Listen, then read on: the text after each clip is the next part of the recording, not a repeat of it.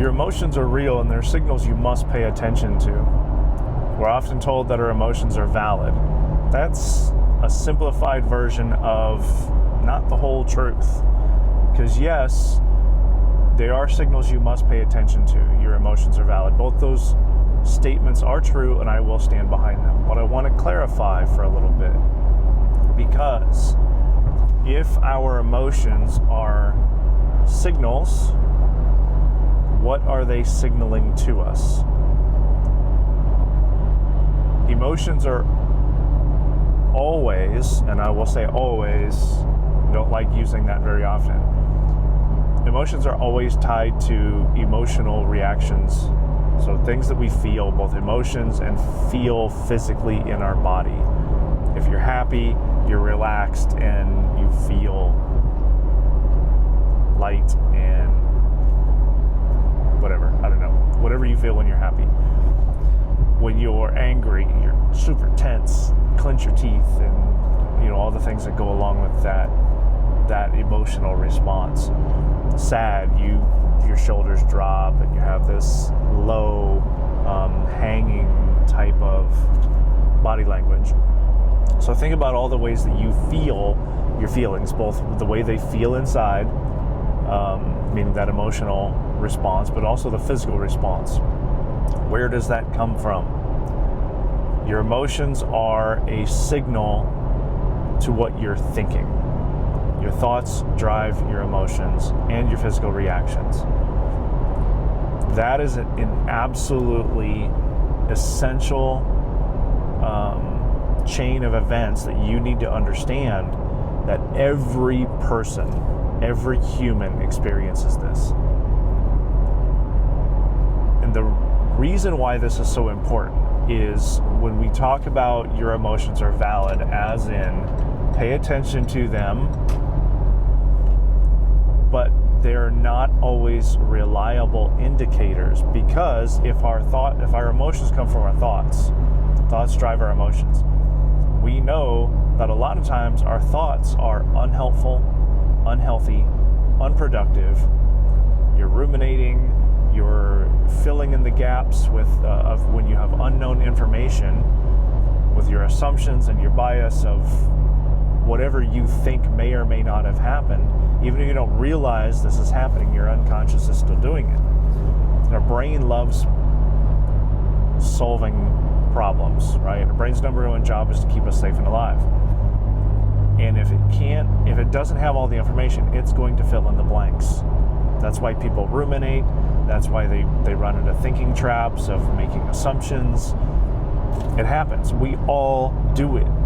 And so it's the responsibility of everyone to take accountability of not only the emotions that they feel, but understanding that if they are just indicators of the way that we're thinking, then our responsibility is to go into our thinking patterns, this internal monologue that we have, to find out, what am I saying to myself that is causing me to feel this way? That is the 100% truth. Now, there's a lot more to it than that. But I want to clarify, because I like telling people that their emotions are valid, that whatever you feel is the way that you feel. However, you need to understand that you are causing the emotion. And so yes, it's okay. It's okay to feel that thing, but it may not be okay to think the things that you're thinking, because emotion is the reaction. If you want to change the emotion, you have to change the thinking patterns. So that's why I think that the phrase, your emotions are valid, is a half-truth and sometimes unhelpful. When we get into more of the masculine side of performance and just life in general, and that applies to men and women, is the idea of being more self-sufficient, being grounded, being driven, performance mindset. it doesn't, the idea of dialing into your emotions doesn't make you weak. It's not less masculine. If anything, it's just a different mindset associated with accountability and fixing problems. So if you want to consider the idea of emotional reactions as a problem, there's some truth to that. Because if you feel something and you continue the unhealthy or unhelpful thinking pattern that goes with it, you're going to continue the downward spiral of a possibly unhealthy, unhelpful thinking pattern, which is going to lead to rumination, which is going to lead to catastrophic thinking, which is going to lead to more heightened emotional reactions, which a lot of times, the more intense the emotional reaction, the less capable you are of logic and reason. Now, this is based in science. There were some studies done late 2000s and early 2010s on the effect of emotional reactions on the brain. And what they found is the stronger the emotional reaction, the more likely the part of the brain that is responsible for logic and reason, amygdala is part of the limbic system, that's your fight or flight response, that engages. The more intense the engagement, the more it needs fuel. Well, it receives its fuel as glucose, a sugar. Well, that has to come from somewhere. And so it pulls it from the frontal lobe, which is largely responsible for logic and reason. So when we have this biological fight or flight emotional trigger response, this heightened emotional response, it affects our ability for logic and reason. That's why a lot of times when they have this really strong, say, anger, because anger is one of the strongest emotions we feel, when we have a strong anger response, later when people calm down and they're able to re-engage their logic, they'll say things like, wow, I was so angry I couldn't think straight. It's where people get into arguments with people and they just keep going and going and going. Even when they want to stop the argument just keeps going.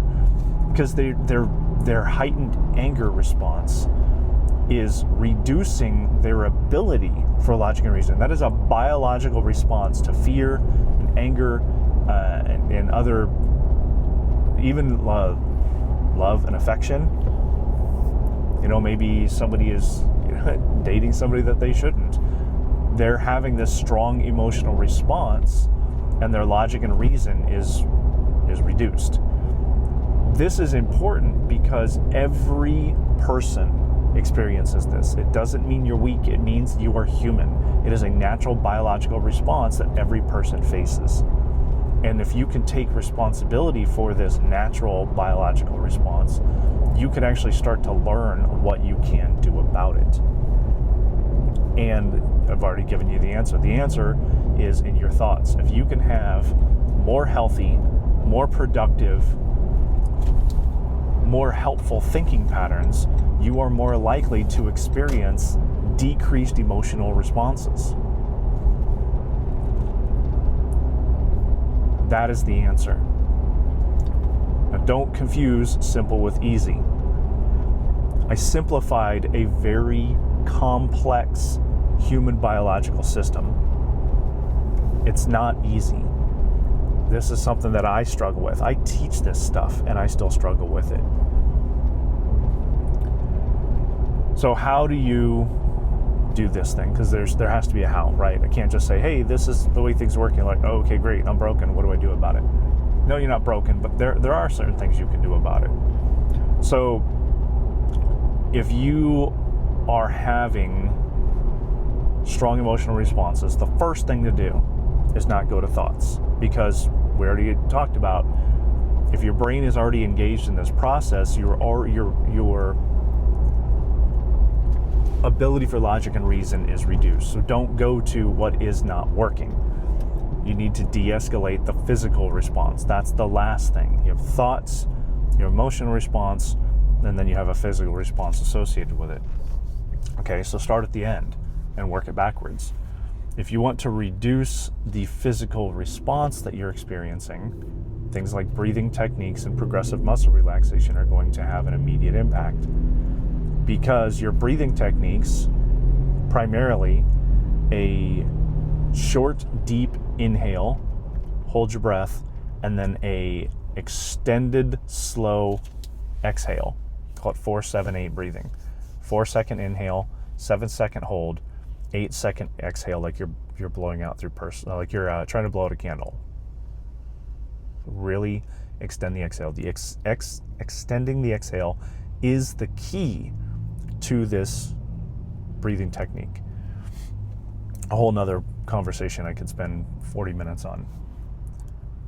If you engage the breathing techniques two or three times is going to make a massive impact. 4 or 5 times, and you should have a significant decrease in muscle tension, brain fog, all the things that go along with intense physical reactions. Then you're going to, what I call the Iowa method, identify, own, and act. Meaning just say the word of the emotion you're feeling. I'm so angry right now. That helps re-engage the logic and reason. Why? Because you're forcing yourself to think. What's the simplest thing that you can think when you're emotionally responding is, what's the emotion I'm feeling? I feel really angry right now. Identify it. Then you're going to own it. Yeah, take a couple of deep breaths. I am really angry right now. No judgment, no explanation. Don't continue to ruminate. Simply acknowledge and own the fact that, yes, I'm really angry right now. That is going to reduce that emotional response, and then you're actually going to be able to start doing something about it, the act portion. And this is all still internal. It's the breathing techniques, progressive muscle relaxation. You're going to continue to reduce the muscle tension, the brain fog. Then you're going to start engaging those thought processes and behaviors. Maybe you need to get up and walk around to expend a little bit more of that energy. Maybe you need to walk away from the conversation. Not in a, don't storm out. Just, hey, I'm really angry right now. Can we pause this for a second? Can we move on? If you're in traffic, get out of the left lane. Stop doing the thing that's triggering the emotion. Right? Take 2 minutes and just be like, I don't need to drive 90 miles an hour right now. It's okay. But you're going to do the behaviors that move you away from whatever is causing you to feel that. Now, there is a difference here in that I'm talking about things like anger and fear that are not justified. Driving in traffic, I'm really angry. Do I need to be? No, right? That's unnecessary, unhelpful. The difference comes when the valid feelings are grief and loss. So you just gotta remember this. Last summer I had this. I got a phone call. My brother died in his sleep. I got a call some Saturday morning, and news out of the blue, my brother passed away. And so that is different in that, though, that is not unhealthy. That is legitimate grief, still driven by your thoughts, but that's where the true validity of your feelings is. That might be something you want to sit in for a little bit. So there is a difference. It still comes from your thoughts. All of your feelings still come from your thoughts. And so if you're having this massive grief response, there might be a more clinical, I'm not a clinical psychologist, I'm a performance consultant. There might be still a better way to utilize thinking patterns so that you are processing that grief in a healthy way, right? So we still want to have a productive response to the things that we're feeling. So that's just a kind of blabbing on through my drive, but trying to help people understand that yes, your feelings or your emotions are valid. Yes, the way that you feel is valid. However, it's still your responsibility to have a healthy and productive response to the way that you process your emotions and the things that you do about it. If I say I'm driving in traffic and I'm really angry, okay, maybe that isn't really a valid response to what I'm experiencing. Maybe I need to take responsibility and do something about it. So just some things to think about emotions. And when we talk about emotions, I'm trying to make the conversation neutral. It's not about positive and negative emotions. It's about, what am I feeling as a indicator of what I'm thinking, and what can I do within my thinking to make sure that I have more productive outcomes meaning the way that I feel emotionally, the way that I feel physically.